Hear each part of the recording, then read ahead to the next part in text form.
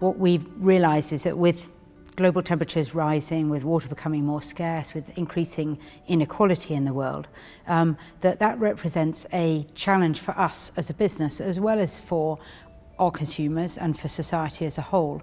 And so we decided to set in place a new vision 5 years ago for the company, which was to grow our business whilst reducing our environmental footprint and increasing our positive social impact. We pulled all that together in what we call the Unilever Sustainable Living Plan.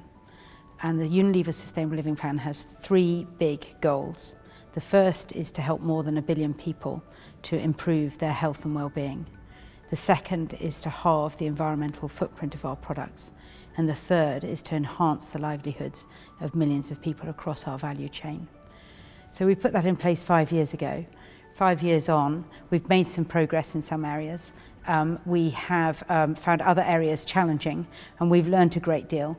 We're continuing on our journey to become a more resilient company, one that is proofed, if you like, against a different future, and which is growing in a successful way through really taking on sustainable opportunities.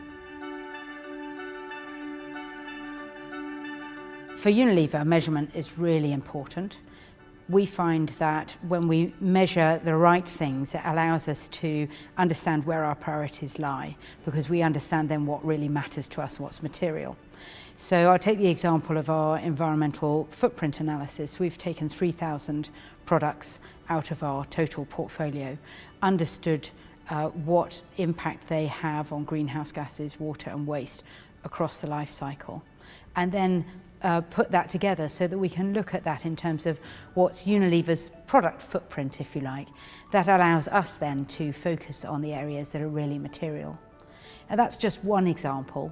We also, of course, operate in areas around social health and well-being, or around human and labour rights and livelihoods in our value chain, smallholder farmers, small-scale retailers.